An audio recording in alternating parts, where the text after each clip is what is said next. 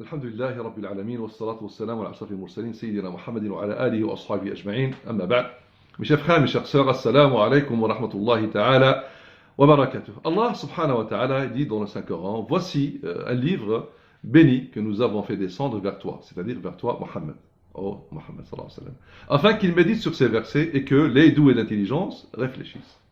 كتاب أنزلناه إليك مبارك ليدبروا آياته وليتذكر أولو الألباب. Lorsque nous lisons Surat al-Anbiya, les prophètes, on s'aperçoit qu'elle parle de 15 prophètes et de leurs efforts dans la transmission du message divin, dans l'accomplissement de leur mission. Cette sourate présente aussi quelques exemples de ce qu'ils ont subi comme épreuve, comme difficulté dans leur mission et comment ils ont fait preuve d'endurance et de patience. Parmi les 15 prophètes, Surat al-Anbiya nous relate l'histoire et l'épreuve qu'a subi le prophète Yunus alayhi wa ala nabiyina sallallahu alayhi wa sallam, lorsqu'il s'est retrouvé dans le ventre du poisson, dans les trois ténèbres, la nuit, la mer et le ventre du poisson. Il a immédiatement compris que c'était une épreuve émanant d'Allah, exalté soit-il. Alors, comment a-t-il réagi?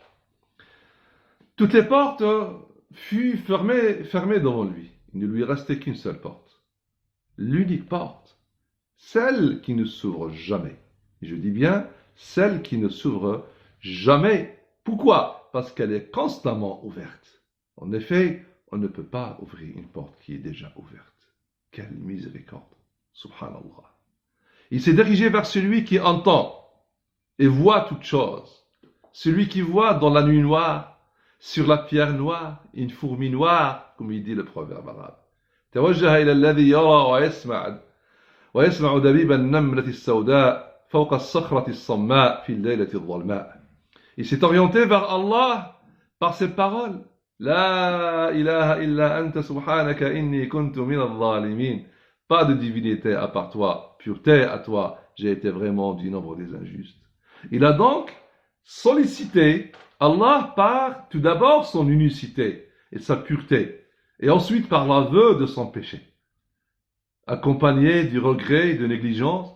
Cela est donc au titre du repentir, tout en sachant que l'infaillibilité est un attribut nécessaire au prophète.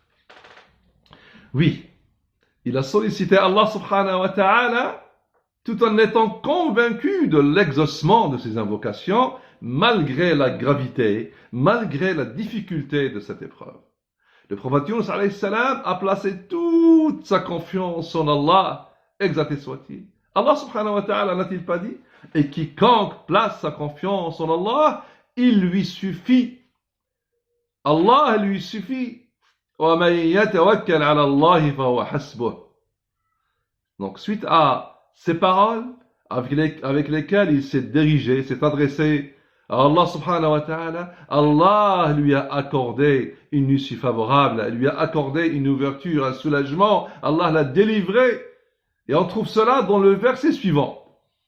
Nous l'exaucâmes et le sauvâmes de son angoisse. Allah a exaucé son dua, son invocation, et il l'a délivré, il l'a sauvé de cette épreuve. Cela prouve que ces paroles, La ilaha illa anta subhanaka inni kuntu min al-zalimin, est une invocation, parce qu'il a dit, nous l'exaucâmes. Stajab Allah li du'a'ihi. La question, est-ce que ces paroles, cette invocation est spécifique pour le prophète Yunus alayhi salam? Nous trouverons la réponse dans le même verset. C'est ainsi que nous sauvons les croyants. Fastajabna lahu wa najjaynahu min al-gham wa kadhalika nunji al-mu'minin. Et c'est ainsi que nous sauvons les croyants. Certes, nous qui sommes éprouvés aujourd'hui, nous voulons tous être sauvés de cette épreuve. Qu'attendons-nous de nous diriger vers Allah avec des invocations et avec ces paroles, La ilaha illa anta subhanaka inni kuntu minadh dhalimin. Écoutez la bonne annonce émanant de notre messager bien-aimé sallallahu alayhi wa sallam. Le hadith rapporté par transmis dans le Musnad de l'imam Ahmad et dans Sunan al-Tirmidhi d'après Sa'd ibn Abi Waqqas radiyallahu anhu wa ardah, que le prophète sallallahu alayhi wa sallam a dit, l'invocation de Dhunnun, c'est-à-dire de Yunus alayhi salam, quand il invoqua son Seigneur depuis le ventre du poisson, de la baleine. Nul n'est digne d'être adoré en dehors d'Allah. Pureté à toi, j'ai été vraiment du nombre des injustes. Ce que le Nabi sallallahu alayhi wa sallam dit, il n'est pas de serviteur invoquant par cette invocation sans qu'il ne soit exaucé.